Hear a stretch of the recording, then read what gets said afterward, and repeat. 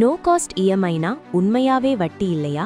இதன் பின்னணியில் இருக்கும் உண்மைகள், மறைமுக கட்டணங்கள், கம்பெனிகளின் மார்க்கெட்டிங் தந்திரங்கள் பற்றி இந்த போட்டோ ஸ்டோரியில் தெரிஞ்சுக்கலாம்.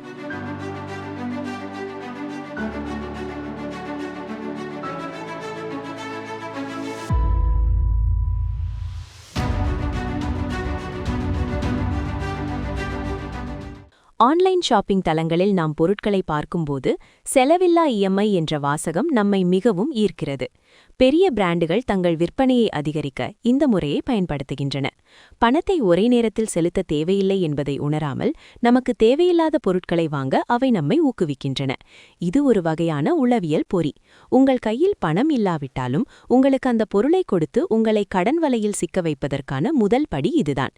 எனவே இதுபோன்ற கவர்ச்சிகரமான சலுகைகளுக்கு பின்னால் உள்ள உண்மையான நோக்கத்தை புரிந்து கொள்வது மிகவும் முக்கியம். ஷாப்பிங் செய்யும்போது நீங்கள் எப்போதும் உணர்ச்சி வசப்படாமல் தர்க்க ரீதியாக சிந்திக்க வேண்டும்.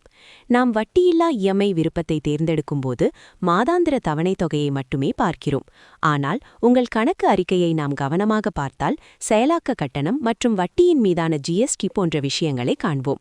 செயலாக்க கட்டணம் ரூபாய் 299 இருந்தால் அதன் மீது 18% ஜிஎஸ்டி வசூலிக்கப்படும்.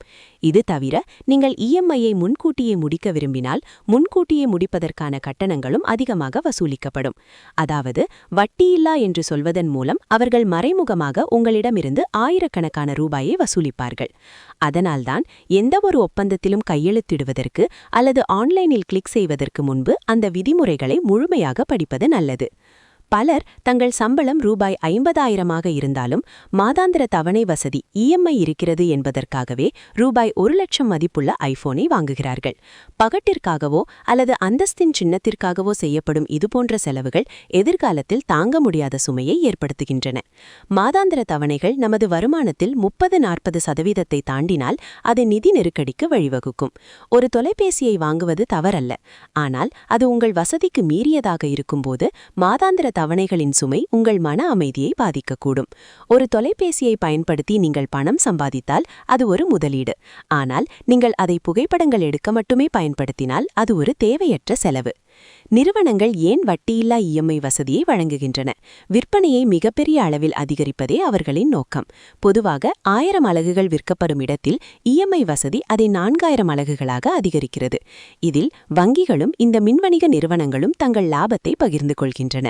அதாவது வங்கி செலுத்தும் வட்டியை ஆன்லைன் நிறுவனங்களே ஏற்கின்றன. இதனால் அதிகரித்த விற்பனை மற்றும் விரிவடைந்த அளவினன் காரணமாக அவை பெரும் லாபம் பெறுகின்றன.